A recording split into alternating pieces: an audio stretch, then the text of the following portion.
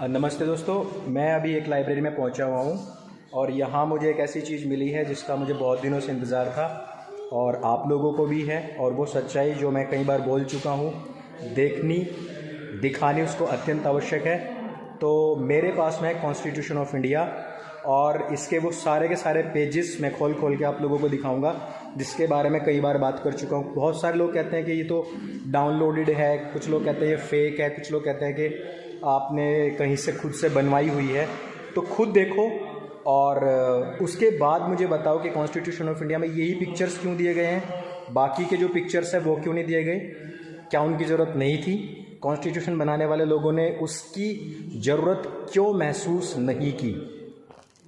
तो ये है कॉन्स्टिट्यूशन ऑफ इंडिया जो आप देख रहे हो और इसका ये वो पेज है जिसके बारे में मैंने आपको बताया था कि ये थी हमारी गुरुकुल परंपरा।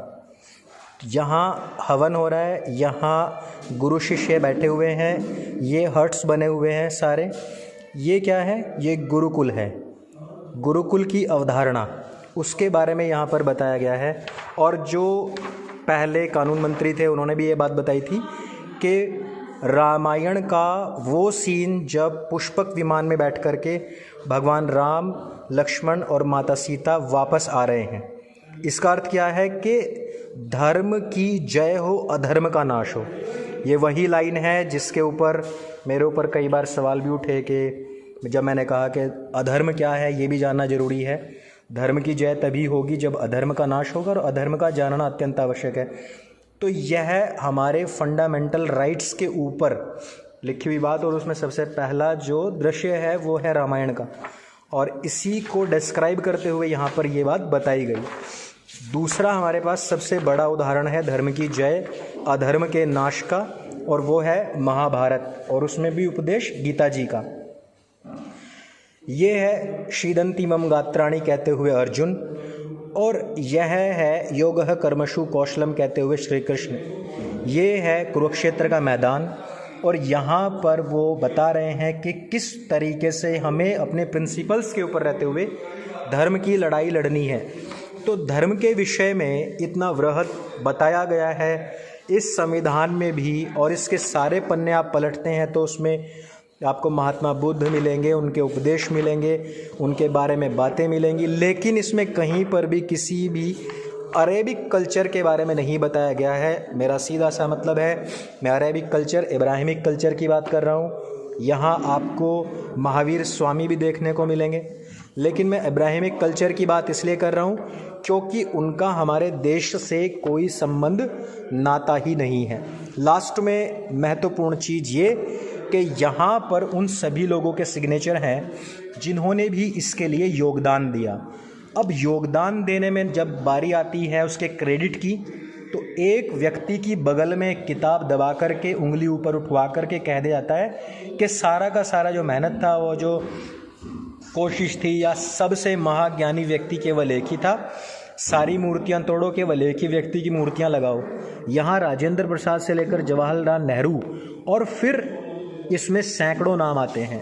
वो सारे के सारे नाम आप लोगों को देखने ज़रूरी हैं। जिन लोगों ने इसमें जो भी भूमिका अदा की है उन सब लोगों के सिग्नेचर इसमें आए हुए हैं।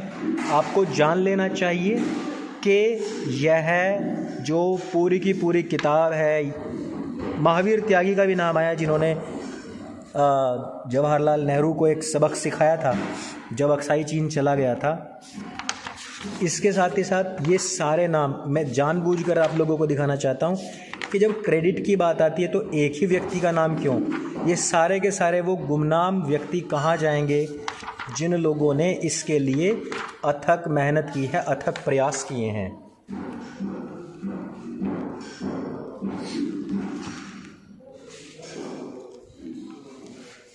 मेरा ये बुक दिखाने का जो तात्पर्य है या फिर जो मतलब था वो सिर्फ इतना कि आप लोग ये देखिए कि हमारे संविधान के अंदर जो आदर्श पुरुष हैं वो कौन हैं, किनके विषय में उसमें बात कही गई है और जो सिग्नेचर्स हैं, इसको लिखने में जिन लोगों की मेहनत है उन लोगों को भी उसका श्रेय जाना चाहिए, ना कि किसी एक व्यक्ति के बगल में नीली किताब दबाई और उसका स्टैचू लगा दिया और सिर्फ महिमा मंडन उसी का हो और उसी को ही पूरे विश्व का विश्व रत्न घोषित कर दिया जाए, तथाकथित अपनी तरफ से ही कुछ भी वो सारी चीज़ें नहीं होनी चाहिए। जिन्होंने भी मेहनत की है, वो चाहे कॉपी पेस्ट हो चाहे कुछ भी किया हो, लेकिन मेहनत है।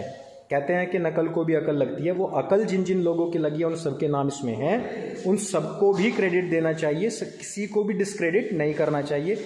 सबकी मेहनत का प्रतिफल केवल एक व्यक्ति के नाम पर नहीं थोपना चाहिए। तो ये वो किताब है जिसके बारे में कई बार बोल चुका हूँ, जिसके ऊपर कई बार लोगों ने कहा है कि ये तो फेक है, ये तो प्रिंटेड है, ये अपने आप इसने फ़ोटोशॉप करके डाल दिए। तो ये सच है। लाइब्रेरी में आप जाएं, खुद से देखें, खुद से चेक करें। Thank you.